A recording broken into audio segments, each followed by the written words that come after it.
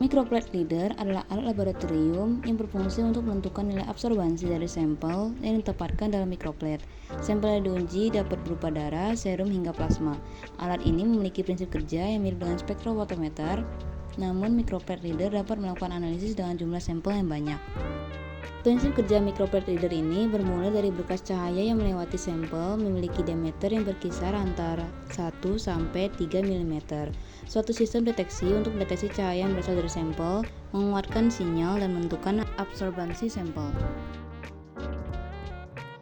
Selanjutnya, cara penggunaan alat. Pertama, pembuatan protokol. Sebelum memulai pemeriksaan, kita harus membuka protokol baru, memprogram parameter utama, tata letak plat dan pra-perhitungan, parameter perhitungan dan interpretasi, serta menyimpan protokol. Yang kedua, yaitu memulai protokol siap pakai dengan tombol cepat F1 sampai F3. Setelah mengatur semuanya, gunakan tombol fungsi F1 sampai F3 yang disediakan untuk protokol siap pakai, demo, atau favorit untuk mengukur rutinitas tes dengan cepat. 3 protokol default dapat dihubungkan ke tombol F1 sampai F3. Selanjutnya, bagian dan fungsi alat. Ada bagian depan. Yang pertama itu adalah lamp and filter wheel chamber cover untuk melindungi komponen internal seperti lampu dan roda filter dari cahaya lingkungan luar. Lalu yang kedua ada measurement chamber door untuk memasukkan dan mengeluarkan plate carrier atau tempat meletakkan plat mikro. Yang ketiga ada display untuk menampilkan berbagai menu dan hasil data pembacaan microplate. Dan keempat ada keypad untuk membantu saat memilih menu yang diinginkan pada display menu. Pada bagian belakang, yang pertama ada USB ports untuk menyambungkan alat microplate reader pada alat komputer lain dan kabel USB.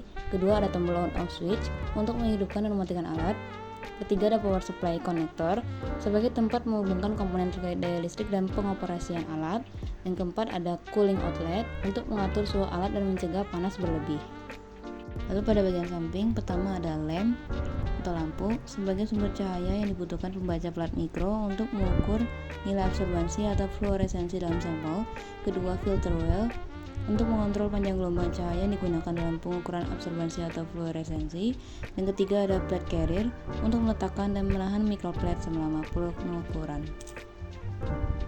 Selanjutnya kalibrasi. Dalam melakukan kalibrasi pada microplate reader, standar filter seperti F1, F2, dan F3 serta pengaturan panjang gelombang pada 405 nanometer digunakan untuk mengukur ketidakpastian pengukuran dari kalibrasi microplate reader.